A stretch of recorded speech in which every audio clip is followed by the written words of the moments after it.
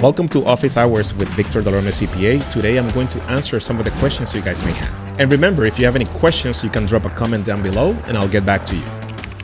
How do payroll taxes change if we pay part of a Canadian employee's salary in USD to a US bank account? So we're going from the framework that the business is a US business. However, the employee or the executive is a Canadian citizen that happens to come and commute to the US to work. There's two requirements. Number one, the company needs to make sure that the executive has the right permit to work in the US, right? That's the number one thing. And then number two, the person will have to file Canadian tax returns and also US tax return. But since the person is a Canadian citizen and is a Canadian resident, what's going to happen is the executive or the employee is going to file tax returns in Canada, but then it's going to take a credit for the taxes paid in the US and the Canadian tax return. So the most important thing is that the company in the US that is hiring a Canadian citizen as an executive or an employee, it's compliant with the rules and regulations in the US. That's the number one. And then number two, that the executive or an employee that's working in the US is also compliant. So basically, we'll have to file tax returns in the US, and then any taxes that this person pays in the US will take a credit for those taxes in the US.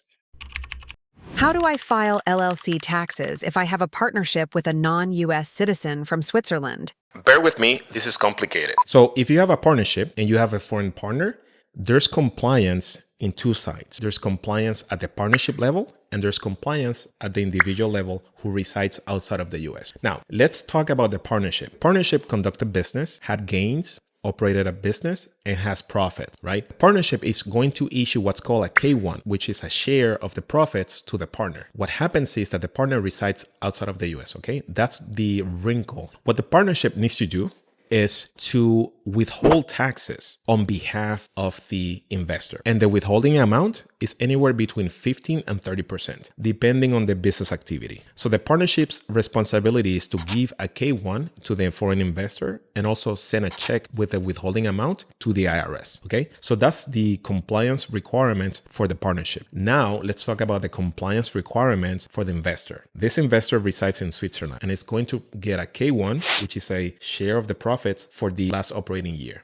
So what the resident of Switzerland is going to do is to file a 1040 NR, which is a non-resident tax return in the US. And on the 1040 NR, it's going to include the K1 that the partnership issued. And the K1 is going to show also the withholding amount, the tax withholdings, anywhere between 15 and 30%. So partner that resides in Switzerland has to be compliant. Now, after that, the partner could also have tax refund if there's an overpayment of taxes. Remember, the partnership wrote a check for X amount of dollars between 15 and 30% to the IRS. The partner, the individual, is going to file a 1040-NR. So if there's a refund, then the partner can claim a refund based on the excess tax holdings over the tax liability partner could have had that specific year.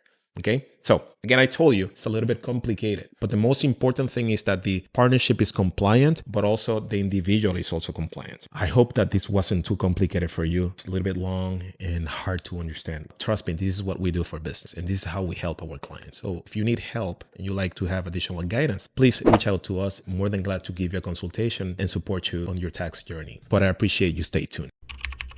How do I handle payroll for an employee who lives in one state but works in another? So the most important thing is where the employee is physically located. The business would have to, in essence, be registered in that specific state and make sure that the business does tax withholdings for that specific state on behalf of the employee. The employee is going to have a Form W-2 in the state in which he or she resides with the tax withholdings. It's going to show income earned in that specific state and then the tax withholdings. Then in the next tax season, the employee is going to file a tax return and it's going to show the income earned in that state and then taxes paid on that state, and then have potentially a refund on the tax withholdings based on the taxable income for that specific state. So the most important thing is that the business, right, the employer is compliant in that state in which the employee resides, and also that the end of the year, the employee gets a W-2 indicating in the state in which the employee resides and then the tax withholdings made for that specific state.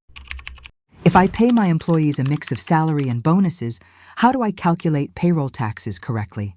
So Bonus is part of compensation. So salary and bonuses are going to be combined for you to calculate the payroll taxes, which is FICA. So to calculate FICA, you're going to include the salary and the bonus. And the same happens for income, right? So you're going to tally through HR and your payroll department, you're going to tally the wages and the bonuses that you paid for a specific year. That's going to be part of the overall compensation. And wages and the bonuses are going to be subject to FICA. Thank you so much for watching this video. Like and subscribe, and I'll see you on the next one.